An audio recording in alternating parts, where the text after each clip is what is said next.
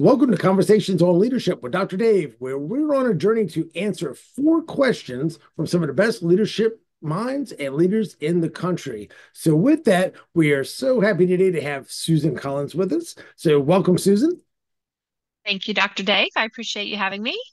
Glad you're here. Well, let's start off. Introduce yourself to our listeners and give us a little bit of about your background, who you are, what you do. So, my name is Susan Collins, like you said, and I am a career coach.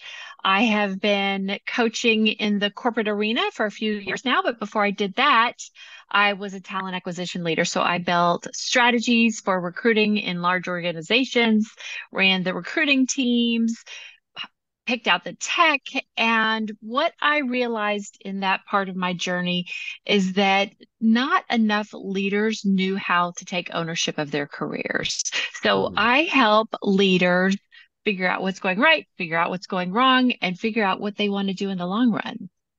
Nice. Well, one of the reasons I was real happy to have you on board was we look at leadership from a lot of times, like I said, we've interviewed CEOs or we've interviewed all kinds of different people in the space, but we haven't really looked at somebody who was in a leadership position from the talent acquisition perspective, Mhm. especially with as many things are going on today in business and the HR realm where people they're struggling. They're not just people in their jobs, quiet quitting. I always called it the unholy contract, right? I'll work just hard enough not to get fired, and you'll pay Right, me just enough for me not to quit. Kind of like the right. dog sitting on the nail on the porch. But from somebody that's been in that leadership perspective from the corporate world to be able to, that's done talent acquisition, as many folks that I know, especially in the SHRM realm, that can't find the people. I mean, they're just like, where are they at? I mean, they're struggling when it comes to talent acquisition. It's really tickled to be able to kind of connect with you and get on board and answer the questions. I give a perspective on something that I think people will really be able to use. So welcome. I'll go ahead and jump into the first question. What does leadership mean to you, and what does good leadership look like? Good leadership is a few things for me. Number one, you're not afraid to hire somebody smarter than you. True. So there is a pride and an ego that I think that it takes to get to a certain level, but great leaders understand that they can hire someone smarter than them and it's going to make their lives a lot easier. Great leaders are willing to take risks and they're willing to change their mind. I think that when you are leading an organization, you are leading a lot of other experts in their spaces. And too often we head into meetings already with something ready to go. We have an agenda for that meeting, and great leaders can go into meetings and listen and change their mind, change course, but rely on other people to make decisions too. Nice. Yeah, I would definitely agree. There's a lot of folks that I get it, nature of the beast. You're in so many meetings, you kind of have an idea of what you're going to do. And I guess a lot of folks, and I want to get to the point where we talk about where you like to live as far as working now that you're not in corporate America, the level that you are. But a lot of times for our listeners, if you're working with like director level, VP level, kind of that mid to upper mid management, um, you were talking about hiring people that were better than you and smarter than you, and that can be really intimidating when you're trying to get to those senior levels, as having somebody below you that's, for lack of a better term, kind of outshining you. So tell us a little bit about that, since I know that's big in your realm. So if you're the smart leader and you bring in the smart person, that just shows your capabilities too, right? Great leaders can manage people that are smarter than them. In fact, I talk a lot about advocating passionately. When you're advocating for somebody who's really good, that shows your ability to understand talent, to develop talent, to manage talent. And so we may look at a DISC or an OAD or a tool that we use to bring people into organizations and say, oh, they're different than me. And then you get into the interview process and they're smarter than me. But if you understand who they are and what they can bring to the table, it's only going to move your team forward. Hmm. Well, I would definitely agree with that because I'd love to get your comments on that. I've seen it from afar, and unfortunately, I've been kind of victim to it as well, is when you get into an organization and you see somebody that's really good at managing up, but when it comes to the people that are below them in a management position, same thing. If they see somebody, oh, that person might do better, that person might outshine me, that person might be getting more attention than I'm getting, right? Since they're at that level that you're at, and they're, hey, I want to keep going up. I can't have this person, pass me. Comment to kind of how that struggle is, not just for the employee that's the one kind of outshining, but also where leaders may struggle as far as how do I better manage this on myself to have somebody who's getting more attention or outshining or that type of person that you were discussing. First, you have to understand where the fear is coming from. So, why are you afraid to bring in someone that can contribute differently to the department or the organization? And really getting in touch with that uncomfortable situation and understanding why you are afraid and what it is inside of you is going to help you come to terms with the situation because you're not afraid to hire someone smart because they're smart. You're afraid to hire someone smart because they think that you think that they're going to do something to your career. And in all reality, you don't that may not even happen and that may happen, but you have to believe that there's enough for everyone. And if you are doing a good job managing down and advocating for them, it is your job as a leader to find a space for them. So ideally, the space you find for them is your position and you move up and give them your opportunity. Yes, yeah, I've seen that in several places where there's nothing wrong with as you move up, bringing that person along with you. But if you're some people just that's not their jam, right? They're like they feel threatened, and I Right. guess I'm assuming you've had this kind of experience talking back and forth and coaching with people. Flip the script and say, if you're the person that comes into an organization, you're really like hit your stride, thriving and whatever, doing great. And then the person above you or a couple levels above you are just feeling threatened like that for whatever reason, wherever the fear is coming from. Now that they have hired you and realize, oh, wow, this person's getting a lot more attention than I am, or really, you know, for whatever. Talk to the Mhm. employee that feels like, oh wow, now I'm stuck because I've got someone above me or two levels above me that's not happy that I'm doing as well as them and they're feeling threatened. You have to read the tea leaves a little bit. So you have to understand what's going on within the organization, what's going on within the culture, but you also have to have conversations. You have to talk about what you want moving forward. You have to talk about what you need to be doing to be moving forward. I cannot tell you how many times I've seen situations where people have said, I don't think they like me, or I don't think they think that I'm doing a good job. And I'll say, well, what was the conversation like when you talked to them about that? And then they say, well, I don't want to ask. And I'm like, well, why don't you want to ask? And they say, because they might have feedback I don't like. Oh, okay, well, they also might have the answers or the key to the kingdom, right? So if they give you the key to the kingdom, like you're doing too much of this or you're not doing enough of that, or you know what? It's just really hard for me to manage somebody like you. Well, what can I do better? Right? We have to ask the questions if we're in a situation that's uncomfortable, and we don't because we're already uncomfortable, and then our fear starts kicking in. So much stems from fear and understanding what you're afraid of, what happens if you don't get the answer you want, helps make the invisible visible. So if you don't get the answer you want, then at least you can make decisions. But if you sit in the corner worried about what might happen, nothing might ever happen. You might just sit in the corner for the next 5 years. True. Something you said I thought was pretty interesting, kind of funny. You were like, they may have negative feedback that I don't like. Say that I don't want the boss to think bad things about me, right? Well, they're already thinking bad things about you. If there is negative stuff, you just don't know about it. You don't know what that is. You can't fix it if you don't know about it. And I was thinking that Right. as soon as you said that, well, that's kind of dumb because, like I said, you can't fix it if you don't know about it. But if you think somebody may have negative feedback for you or about you, they're still thinking whatever potential negative thing that is. You're just oblivious of it. And that's part of owning your journey in your career because you we want to believe that the leaders are going to come to us and say, Dr. Dave, you're doing a great job, but I want you to fix this thing and this thing. But not all leaders are great at communication. And I know we always have that conversation, like, how did they get there? I don't know how they all got there. But Different topic. if different topic, they're different podcasts probably. So if if you are not getting the answers you want from them, you have to go seek them out. That is part of your professional development, having the hard conversations and taking the feedback and then figuring out what you want to do with that feedback.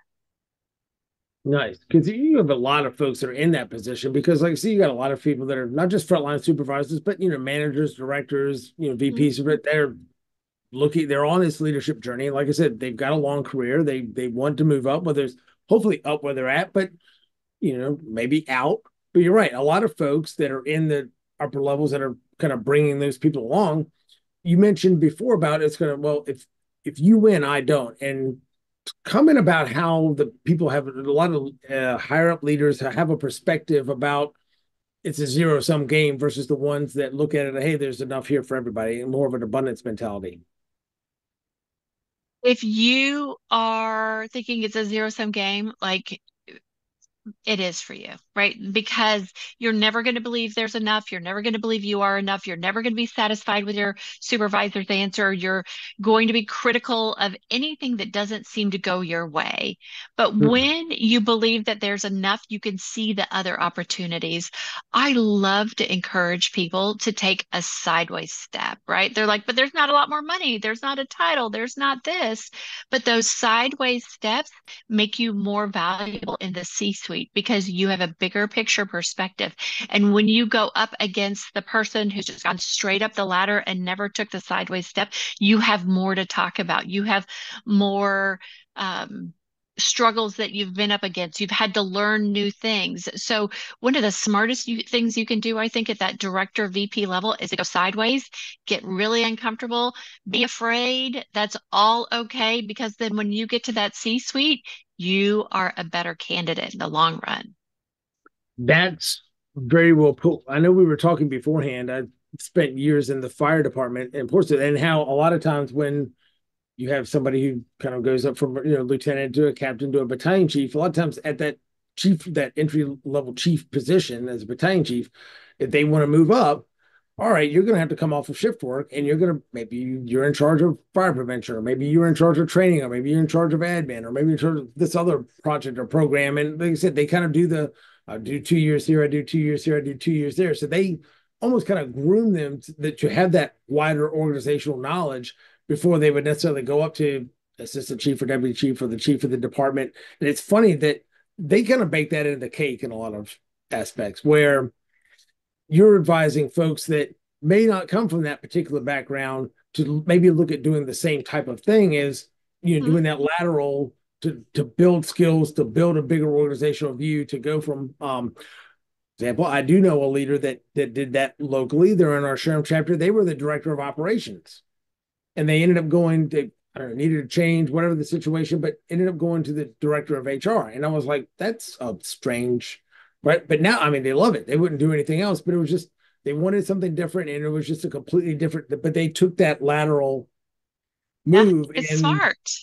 been very, very, very happy with it. So it's pretty interesting to kind of take some advice from almost like the public safety sector if you're trying to move that upward journey, Right. just to do that in a corporate environment. Think about how many directors and VPs get promoted into that next role.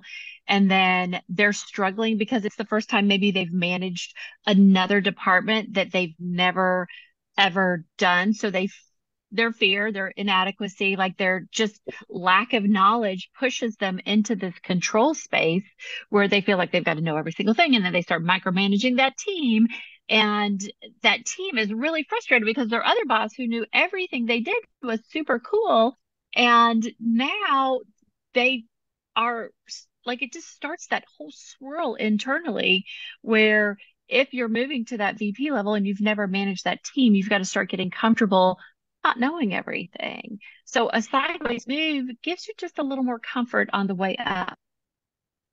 Well, and I think the stereotypical progress up. Now we're talking about a little bit lower level, but I'd love to have you speak on it as we kind of get to the end of this first segment. Is when you got the person who does, let's just skill wise, whatever the skill is, I'll go with Hmm. the stereotype. I'm the great salesman. I know all the stuff about sales. I'm just probably I Right. know all the thing about it. Right. Of course, what are you going to do? You're going to take your best salesperson and you're going to promote them to be the sales manager when or sales director when you need one. Right. Hmm. And they've never been trained to manage people. They've never been trained to lead on that level. They're really good at the technical thing that they do. And maybe they've got a little bit of a promoted, but they got promoted to the point where it's more of a people game and a communication game than a skill game. Talk a little bit about that. That's always one of my favorites. I mean, that's the easiest example in the world, right? I think we all use that example. Embarrassingly, very early in my career, my first leadership job, I got promoted to the head of that group, and I ran my entire team off within about probably 2 to 3 weeks. I mean, it was many, many years ago. I won't say how many, but it happens, right? Because we are like, oh my gosh, they're so good. They should teach people how to be so good, but we don't teach them how to teach them how to be good. We just give them the promotion and say, you are now in charge of sales. Go forth and conquer. And then nobody's as good as them in their head because they obviously got promoted. And the story continues. Yeah, And a I've lot of lived it yes, a lot of in my wisdom in that early 20s. because from trying to, I'm the technical expert, but I'm not. Right. I know I'm great, like I said, great at the sales, but I'm not great at the people. And the problem is now is less sales and more people. And unfortunately, I think a lot of organizations just do not prepare folks adequately for that next level. They just expect that, okay, you're great here, you're going to be great there. Well, there's a bit of a jump. There's a bit of the higher up you go, the less you're actually interacting with the customer. You're interacting with the frontline staff, the further away you are from those processes. So it's a completely different skill set and set of values and then traits you have to have versus being in the thick of it. And as a former talent acquisition leader, I know their fear because they would say, so and so's leaving. Oh no, what am I going to do? I need to find somebody. And so I'd say, okay, let's start a search. This is how a search works. It's going to be 30 days. So when recruiter A is going to be working on your search, we would get everything set up, get the job description done, send it to comp, make sure all of these things were like really quickly too. We can get that done in a day, 2 days, depending on how quickly they get the JD back. And you show up on Tuesday, like you launch the job, you go to your network, you already have conversations set up, and on Tuesday they're so freaked out that nobody's going to be in that position. They've already promoted and so and so's not ready, and so and so's going to turn in 6 months because, and now so and so's job is open. So it's that again, back to fear. It's that fear thing that well, what do I do if I have an open space? Like it's going to put extra pressure on my team, and then my whole team's going to get really tired. And learning to sit uncomfortable and think about the long-term strategy versus the quick fix is always the answer. Today's problem didn't start today, it started 6 months ago. And final thing now, it's funny because you just talked about them being uncomfortable and oh my God, the spot's not going to be open. Let me promote this person who is obviously not ready. If you think Mhm. it's bad now, waiting on that position to fill for 30 to 45 days, what's going to happen when you put the person in here who's not qualified, who's not ready, who's not whatever, the negative effect that's going to have on the team longer term Right. versus just, oh, they fogged a mirror. Oh my God, they're already here. And, I can just place them into spot. A pulse and being able to fog a mirror is not qualifications for, No, but no, some people, fogging a mirror does not count. no, but I just need somebody in that spot. So I'm going to throw them in there. And it's oversimplification, but the equivalent of, okay, they can fog a mirror, put them in the spot. They meet the quals, done. Yeah. I also think organizations don't believe that they can get the best or deserve the best. So they are discounting the market because they know that it's tough. But if they have a good recruiting teams, and if they don't make their recruiters carry too many recs, recruiters should be both hunters and gatherers. So for that department or division that they recruit for, they should already know 3 or 4 pretty good people that they can at least reach out to start the networking. But because the industry has been so decimated over the past few years and so many recruiters are on the market, it is really just become a game of applicant tracking system reviewing resumes instead of saying, okay, as a recruiting team, I expect you to hunt this percentage of your week. Yeah. And talk about that because I really want to get into that a little bit later. But let's go ahead and wrap up this segment of Conversations on Leadership with Dr. Dave. And we will be back after this. See you soon.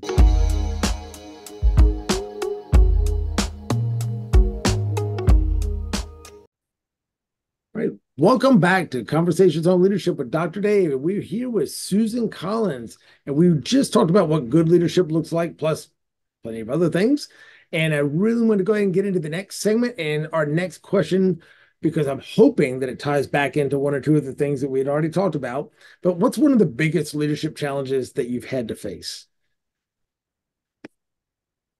You face big leadership challenges all of the time. The one that comes to mind for me is I worked for a very traditional organization who Okay. had been around for over 70 years, and they had always done things this way. And which was had worked for them for many, many years, but I was brought into the organization and some changes needed to happen, right? And one of the changes was technology. Like we just weren't using technology to the best of our ability. We had a large staff that was doing a lot of things manually, and it just isn't the way of the world. And so I really had to work with not only the executive team, but the key stakeholders, business partners to help move an organization forward from a technology standpoint because candidates were not going to find us in the newspaper anymore. That just really wasn't going to happen. And so we had to implement, a lot of things, a new applicant tracking system, a new CRM. We had to do some things from a different perspective from as far as branding went. We had to get marketing on board with branding. And, marketing is proud and perfect, and employer branding is a little more real, right? Like you need to have real people in the pictures and you need to talk about the real story because if you're talking about the perfect things, let's be honest, there are no perfect things within an organization. Yeah. And then on top of all of that, I got to launch the applicant tracking system in the middle of a hurricane. Out, out. Yeah, I could imagine it being tough when you're coming in and you're like, why aren't we getting the people we need? Oh, that's right, because nobody's looking at the daily news. They're going to the local paper, putting a quarter in, getting it out, and saying, "Hey, let me look for a job." Maybe a few people, but that's not the way of the Indeed world this Not the time. way of the Indeed world. And I'm exaggerating a little bit, right? Like we weren't using newspapers, but there were just definitely some efficiencies we could build into the system to make just to fill jobs with under 30 days, right? Like your goal is to get a job filled within under 30 days. And you have to have really clear branding. You have to have a following. You've got to be able to communicate your employee value proposition externally. And you have to know what that is. So you can't be talking about things that you're proud of if internally nobody cares. Nobody cares about that thing. So stop talking about that thing because nobody cares. It makes you feel good, but nobody cares. It's funny you mentioned that because I just talked to some folks not that long ago, and it was funny that they were talking about revenue science. There was a revenue science course actually, and it was hilarious because what you said is almost exactly what they said. Hey, we've been around for 72 years. We have 15 offices. We're this, we're that, we're that. Does the buyer really care? I mean, other than the fact that you're not, fly by night, Johnny come lately kind of whatever. I mean, do they really care that you have 1,500 people that work there, that you have, I mean, no. I mean, nobody cares that of all these things that typically what goes out from a Right. company. And it's hilarious that we had talked about this before the recording started, and I really would like to get a little bit more of your thoughts on this one. I thought it was interesting when you were talking about talent acquisition, recruitment, always being under HR, right? And always being under a VP of HR, chief HR officer. But you talked about it almost should be under marketing. And tell me a little bit more about that connection because I thought that was really cool because I'd never really thought of, you're absolutely right. Your marketing, it's just like being outside sales. As you said, you're hunters, gatherers, you're, hunting for new talent, but you're projecting an image and you're really trying to sell the company, just not to the customer, to an employee. But tell me about that maybe connection that you think should be between talent acquisition from a leadership perspective and marketing. A lot of organizations believe that talent acquisition falls under the HR business partners, and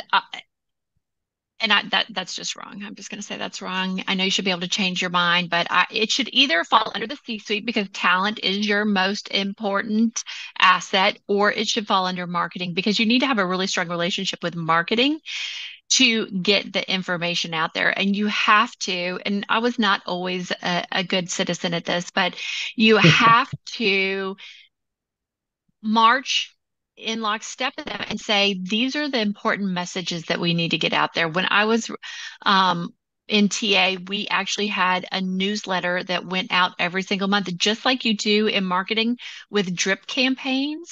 You get people to sign up for your talent community. You put people in the talent community and you start to talk to them a little bit at a time so that they start thinking about you more and more as an employer. It is about igniting curiosity. I talk about igniting curiosity with my um, clients that I coach. Like, what are you doing to ignite curiosity within your organization?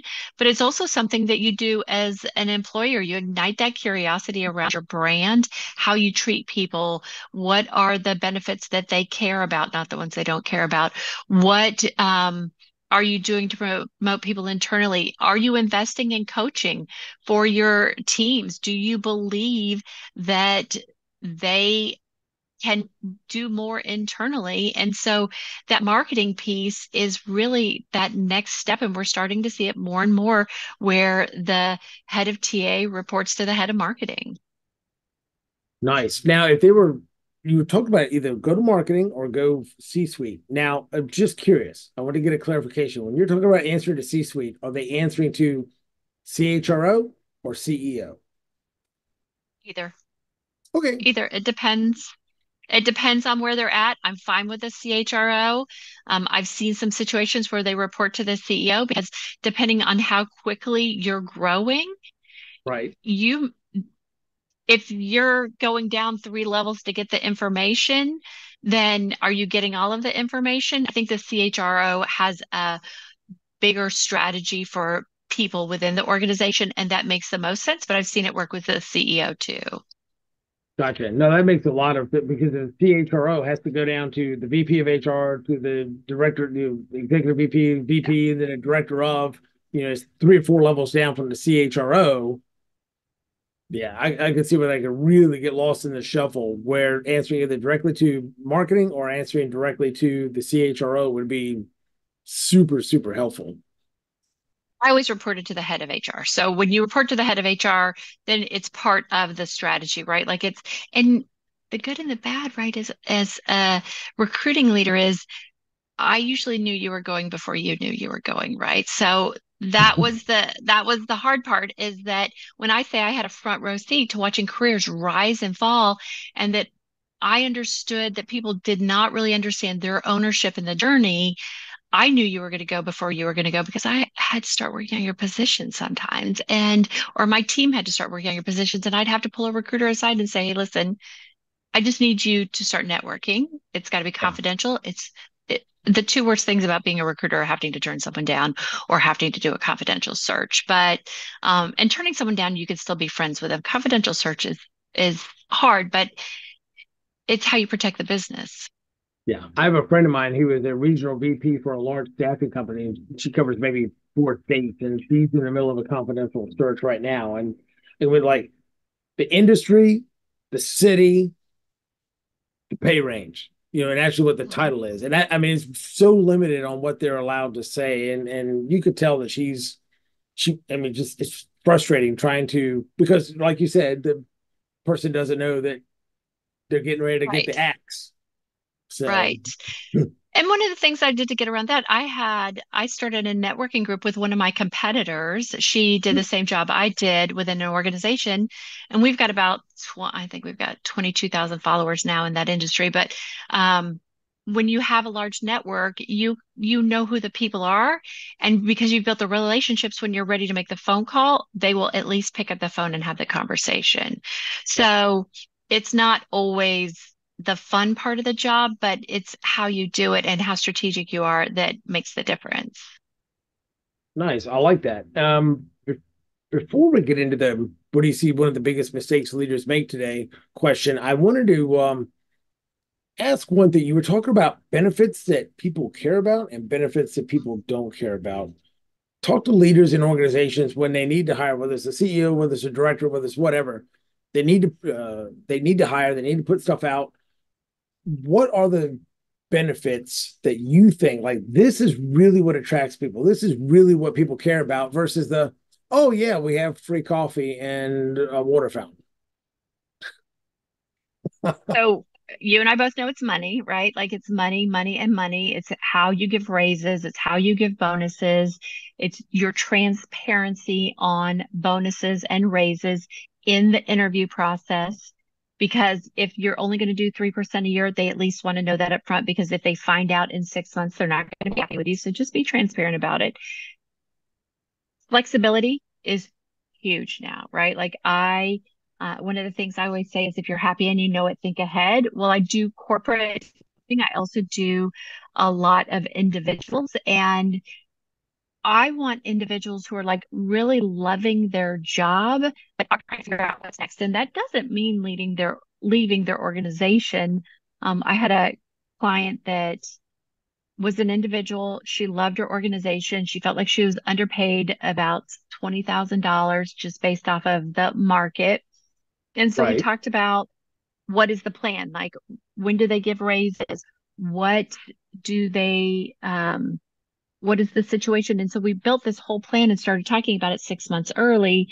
And she got a 10,000, I don't remember, it's 10, $12,000 the first go around, and they promised her something else in 6 months. But what are you doing to advocate for yourself within the organization? And so money's important, but flexibility is the big one right now. Most of the clients I'm working with are frustrated with flexibility. We've seen people get called back to work, and that's the number one thing I'm seeing, and cost of benefits, right? I have a client that um, I'm working with, and she's asked for the cost of benefits like 3 times. And at this point, I think they're hiding something because I say when you accept the offer, you say, "Thank you, I'm so excited for this offer. I can't wait to see it in writing." And when they send it to you and they don't have a cost of benefits with it, you don't see the whole package. Ooh, now that's a good point because I want to get your thoughts on how important you think it is for employers and leaders when they're putting out positions. I've seen it go both ways, and for the time I have looked for positions, I know what my opinion on it is, but you see some that are out there. Here's the pay range. We expect to hire somebody starting in between this and this, and you know it up front, right? Then you have some of them that it's almost you're at the end of the interview process, right? And it hasn't quite got to the you're hired and I'll send you a written offer, and you still have no idea what the salary range for it. In my opinion, I look at it as not trying to be crass, but you look at it like, is this job even worth me spending the hours to prepare, to apply, to interview, to do all this, put time, effort, and energy into applying when it's 30, 40, 50, it's whatever is less than what you're making. I mean, it's not even an upward mobility. You have no idea. I mean, it may be great, it may be bad, but you have no clue whatsoever. Talked about how important it is for like the pay transparency up front when people are recruiting. And I like what you talked about the cost of benefits because I jokingly say that I see them, oh, we got a 401k, we have health insurance, we have dental, we have that. Everybody does, right? The big companies. I mean, it's like Right. that making that distinction between hey, we pay 100% of the cost of benefits or we pay 90% of the cost of benefits versus I've got a bullet point list of 27 things that we offer the same thing that everybody else in the free world offers. We have paid time off. Wow, like I'm going to go work for a company that doesn't offer sick time or paid time off. Really? That's your big selling feature. So tell a little bit about that pay transparency and then let's say there's a little nuance, like the cost of benefits thing, a little bit more? Because how important do you think that is to get people to actually apply for a position versus hiding what the salary is till they got you in the interview? Pay transparency is one of those things that when I look at it, I am excited for it and I am worried about it because when you think about women, they apply when they meet 100% of the requirements and there are studies, and I can't quote the studies, but I've read the studies that they're not as good of negotiators, right? So I'm interested to see how it works. My rule is you should cover salary in the first conversation. So can you give me the range for this job? The recruiter knows the range for the job. If they've got it posted, they know the range for the job because they've done an intake meeting. They may be hesitant to tell you, but a recruiter should not go out and start recruiting for a job until they know uh, until they've done an intake meeting with a hiring manager, understand why the last person is leaving or didn't do well in the job or left, and they should know the salary range. There are situations where it's still in comp and comp is trying to figure it out because they're trying to rescale it or get more money added to the base. Makes sense. But but you should have a conversation like, do you have any questions for me? Yes, can you tell me the range for this job? It's really important because I mean, we're still looking at organizations that will interview you 6 and 7 times. If I have to ask off of work, if I have to do all of these things 6 or 7 times, my boss is already starting to get suspicious. I can't do it for $30,000 less. No. Well, that's why I've seen a lot of places that are starting to put, we expect whoever we hire will be in this range between here and here, which personally I think is great. Like, is this going to be worth, like you said, taking time off of work and going to, is this going to be worth the time, effort, and energy and kind of sneaking around to kind of, like I said, take time off to go interview? Is it going to be worth it? Because I know, like, oh, for that salary, yeah, it's going to be worth it versus, Right. yeah, what, I'm not even going to waste my time because of it or have to have an awkward conversation 6 steps into the process, and then do you, I guess a follow-up would be, do you think employers mindset has changed a little bit about, well, if somebody comes in and asks about salary and benefits right off the bat, they're probably not the people that we want. Do you think that mindset has changed a little bit? I think we've got to be careful. We are our corporate arena is still run by people who had that mindset. Mm, And this younger generation is not afraid to ask you how much the job pays. And these 30-year-olds are directors now. They're directors. I know 30-year-olds that are VPs now, and mm. they do things differently. So there are people out there who still judge that, but we've got to stop that practice, right? It's only fair to know what would you like to pay me if I did this job? It doesn't mean that I'm not going to look at the entire package. It doesn't mean that I might not take a pay cut. I've taken pay cuts to take jobs before. I've Mm. taken pay cuts because I knew the leader. I've taken pay cuts because I I'm OG work from home. So the elementary school is a mile this way and the middle school is a mile this way. And I knew that I had runway within that organization, and I could also be there for lunch some days, not all days, because I do like my desk, but it is about the entire package, and we cannot make judgments based on 2 conversations. We have to get to know people. Nice. So hopefully, knock on wood, things have changed a little bit in the corporate arena about that negative mindset on people wanting to know up front. Because I'm thinking the same thing, whether you're in your 20s or in your 50s, who wants to waste their time applying for 1,000 different jobs when you have no idea what their pay is? Right, And right, right, right. And Colorado set the stage for us and said that you've got to have the salary in every single job description. And we've seen other states come behind and start to set those same rules.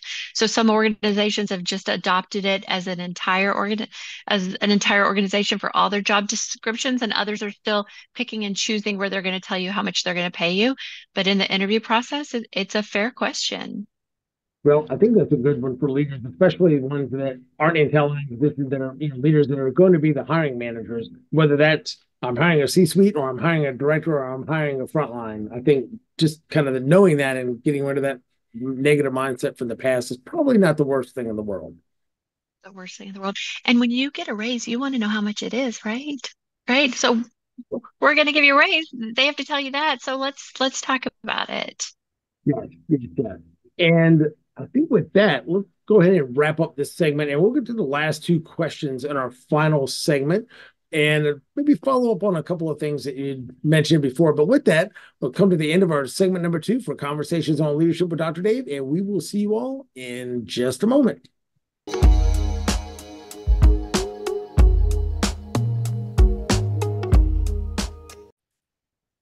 All right, welcome back to our final segment of Conversations with Leadership with Dr. Dave with Susan Collins. We're going to jump straight on into our next question, which is, what do you see as one of the biggest mistakes leaders make today?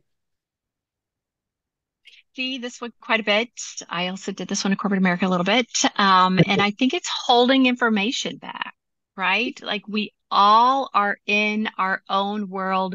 We're trying to protect our territory. We are trying to show up with the best light. And I work with a lot of clients about like, what are we holding back? What are we not saying? What could we say that would make this situation better?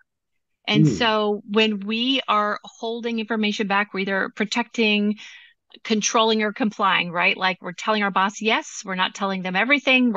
We want to be seen as that good citizen. And so there are a lot of things that just don't happen when we hold information back. I think you hit a nugget, and I wanted you to repeat that. When you're holding back information, because I know a lot of times they do, you said you're either protecting, controlling, or complying. Yes. That's good. I like that. Yes. Like it's one of those things, and you got to figure out why you're doing it and what you need to be doing differently. Nice. Well, what would you recommend that if they are in that spot, how would you kind of coach somebody through it's okay to let it be a little bit more transparent and let a little bit more information out versus, hey, this is really stuff, whether it's NDA or like I said, it's you talk about confidential searches. I mean, at some point, if whether you're internal recruiting, talent acquisition, or an external recruiter, I mean, I get the idea of the confidential search. There's only been so Right. much you're allowed to say, but how can you kind of coach leaders into being a little bit more transparent, where they're not quite as where there's not a hard fast. I've got to protect, I've got to control, I've got to comply because of definitely get the compliance part of it. But talk to Right. me about how leaders can get a little bit better about sharing information and why that's important. They need to look at why they're doing it. Like what is happening within them that is causing them to want to hold the information back. And then I think you see this a lot where we start to become miserable at work because our values aren't aligned, right? Like, so what could you say if you weren't worried about any repercussions? What would you say? And what is happening within the organization? Is it corporate politics? Is it a fear that you might look like you don't know everything? Is it a fear that, you know, you're in competition with someone, but really getting into what are they holding back? Why are they holding it back? And then what is the honest, authentic conversation that they need to have, first of all, with themselves and then with someone else and helping them prep for that conversation. Nice, nice, nice. But no, that's really cool. Like I said, I want to get kind of it's a sort of a transition, but I want to get into this. And like I said, a couple of them. What do you think is the best way for leaders to improve their leadership skills? I To improve their leadership skills, it's starting with listening. One of the things that we do too often is we are a meeting culture. So we head into meeting after meeting after meeting, and we don't really have time to make decisions and we want to make answers. And so building awareness around, am I headed into this meeting with an open mind, ready to listen and hear what's going on? Or am I headed into this meeting to check the box and get it over with? Because when we start listening to what's happening around us, if we're open to that influence, we start to learn a lot more and we can make better decisions.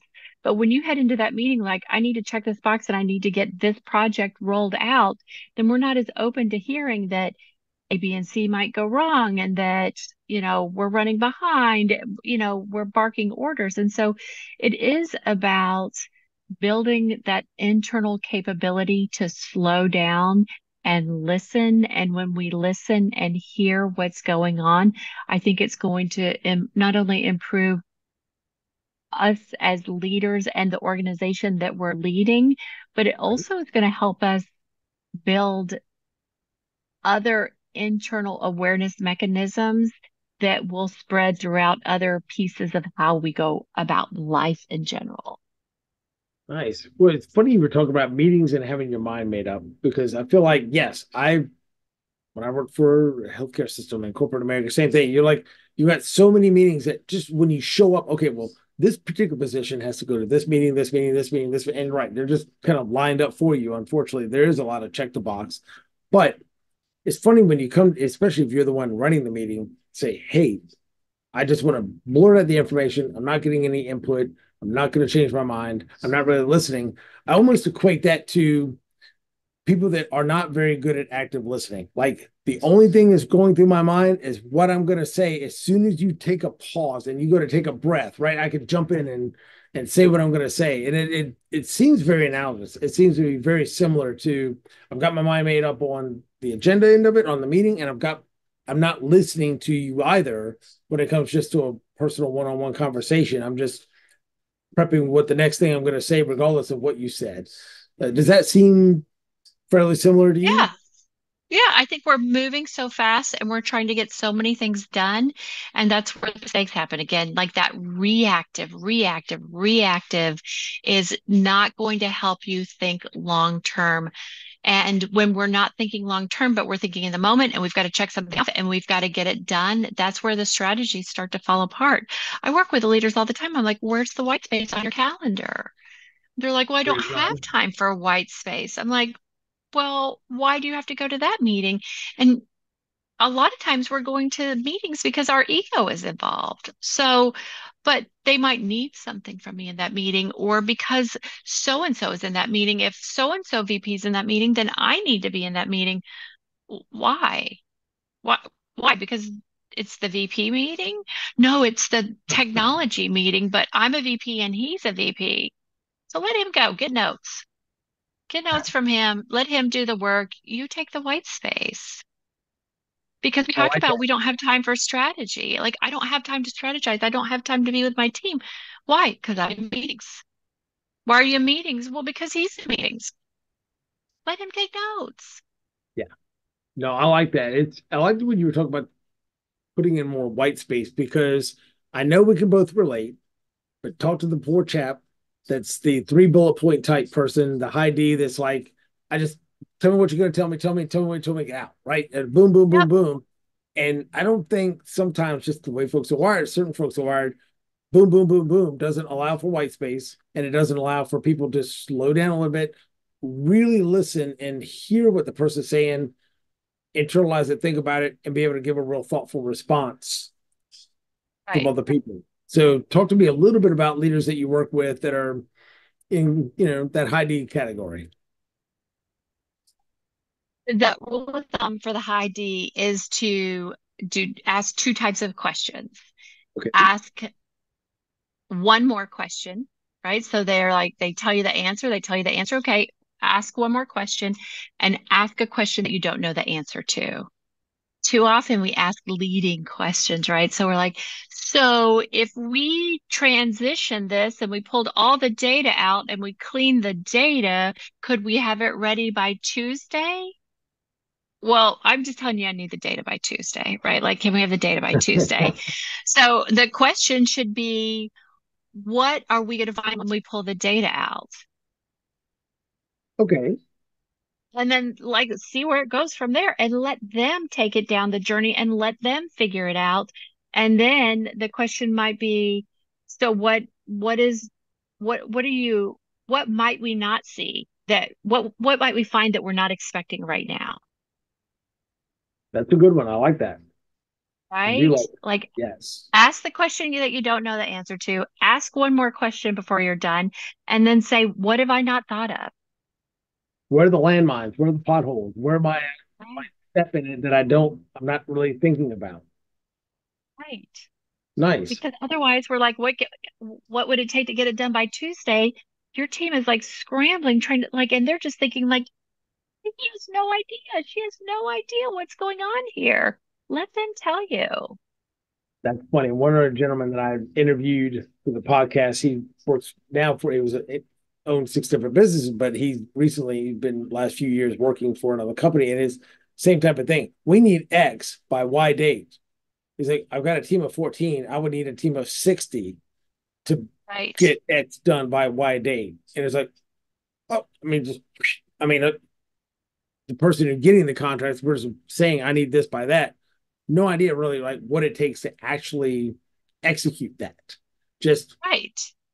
at least they didn't do the leading question part. They just said, "Hey, we need this by then." But they're like how in the world? Like it, almost physically impossible. And I have seen him pull off almost like I don't know if the Pope would officially sanction it, but I thought it was a miracle, right? I'm like, how did you do that, right? Right. But but like you said, to your point, you're talking about, oh, we got to have it by Tuesday. Like, oh my God, there's no way we can do it.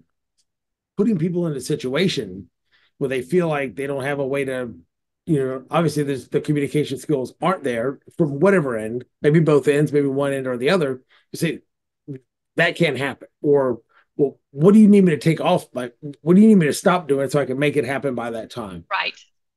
Yeah, And that's that's where you have the unrealistic. leader who's controlling because they want to report to the board or whatever the case may be, and you've got the employee who's, at that director level or senior manager level who's complying because they don't want to tell this person no, and that protect, control, comply gets in there, and we're just reacting. We're just creating more problems long term because we're going to get in there, we're going to get the data, we're going to pull it out, we're going to work everybody 70 hours this week, and we're going to say it's just what you have to do because because CEO needs it, and then we're going to quit, and then we're going to have turnover costs, and then like it's all of these things that keep coming up.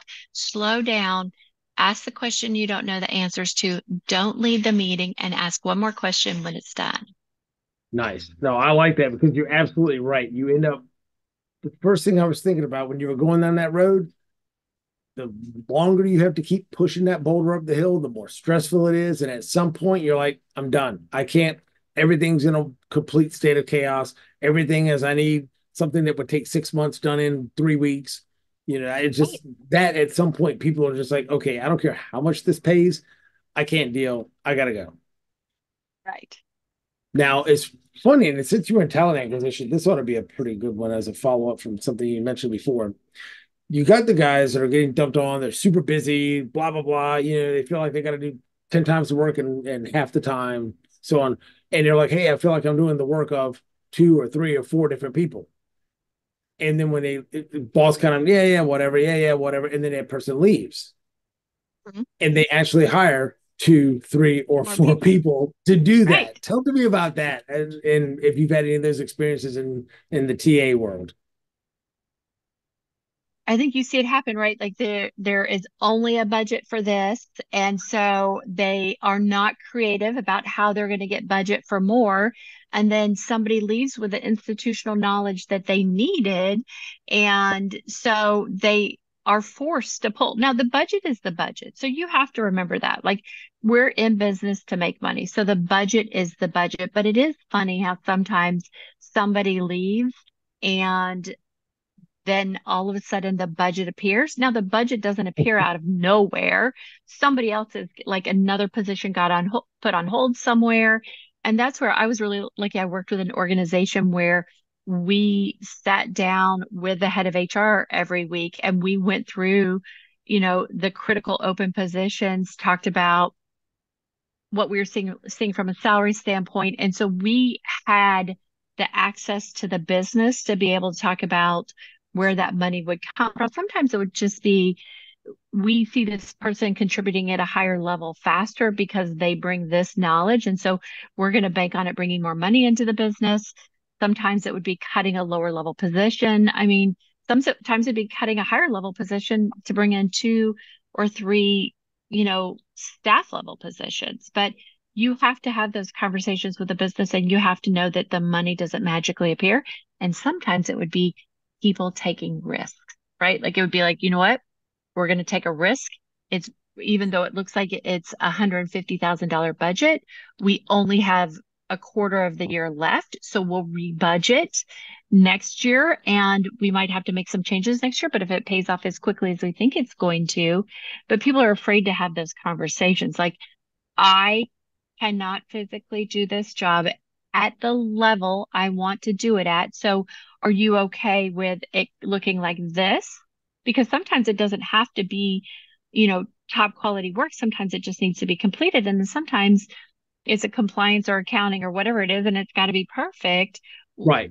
What what is the grade I need to have on this? And where do we compromise? I call that, when I talk to leaders, creating balance. Like, it's not about like work-life balance, it's about like balance within your team, balancing out expectations up and down. That's what creating balance is. And you've got to be able to create balance within your organization from a communication standpoint to make sure that you've got the people staying that you want to stay. Yeah, I go back to the old stereotype again, where I don't have the money to give you a raise to keep you here, and you're doing the job with two people, but somehow I can magically find the budget to hire the two people because nobody would do your job, right? I have to split it, and I have to actually hire two full people where it would have been tremendously cheaper, not just the cost of the turnover, but tremendously cheaper just to give the one person doing that the incentive, the money, the whatever to stay where they were at Right. and keep doing what they were doing. So maybe with some lower level, administrative help or something to that effect. But you're right. It's funny where when they're desperate, oh my God, the person left, man, that money just like appears. It's like, magic fairy dust, right? Just it happens. But before the tragedy, there's no Right. money to be had. And I think that that's what, people think like the money just appeared from nowhere. And that's where that frustration lies. And somebody cut something somewhere to make it appear, or they decided that they were going to take a calculated risk.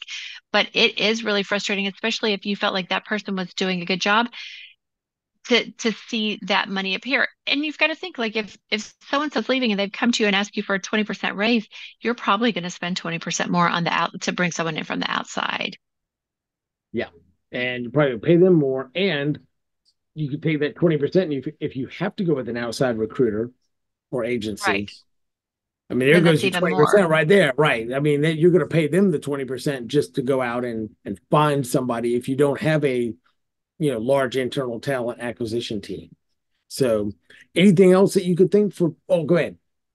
I was gonna say, and that's just like why you can't march into somebody's office and say, I want a 20% raise today. You've got to start laying the groundwork that says, I've done my homework. Here's what it looks like the market is paying. So and so approached me. Here's what they said the salary would be. I really like working for you.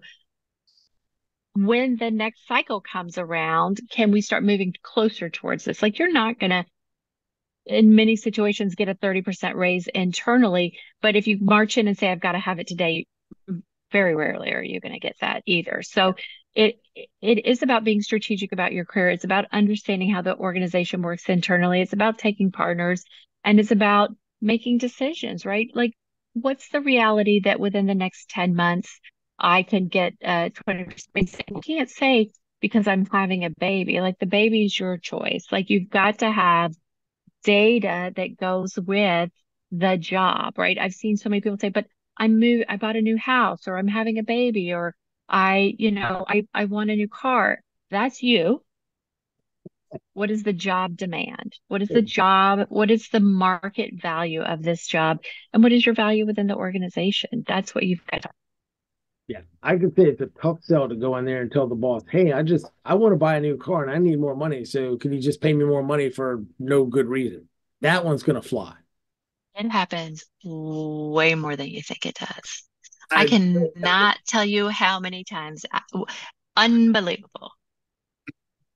yeah, And you it's want to talk executive level too, right? Like, I love your beautiful, flashy, whatever. Like, not executive level, like the director level, right? Like, we want to buy a new house. Like, I need to make more money.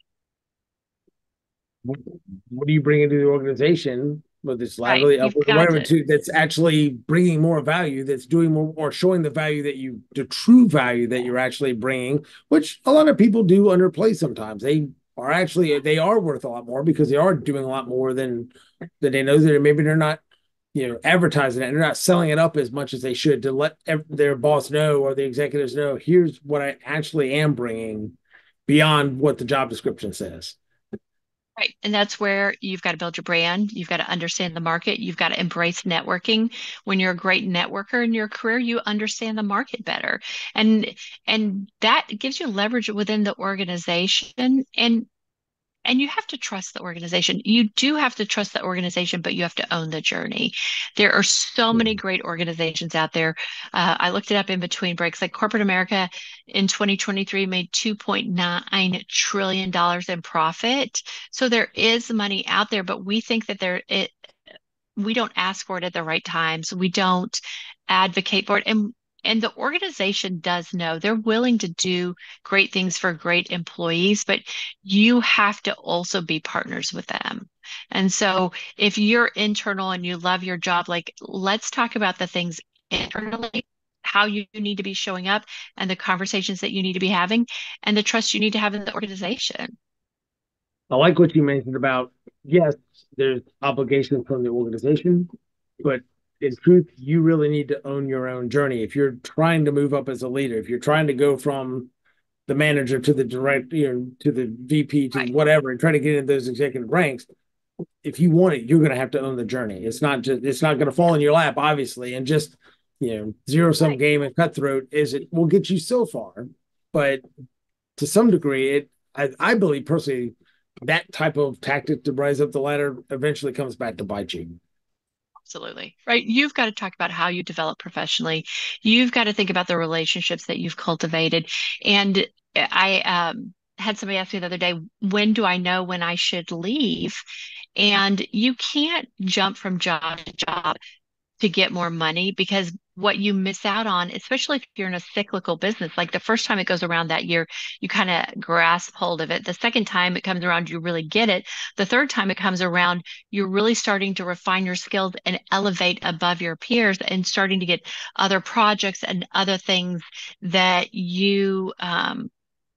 that your peers might not be getting. So it's really important that you have a little bit of both. Everybody gets a blip. You shouldn't stay in a job if you are being, you know, if it affects your mental health, if you're being treated poorly, like you should not stay in that job, but you should work through the tough times. You build so many soft skills when business is hard. You build soft skills when you've got a bad boss. Like there are things you learn in every situation.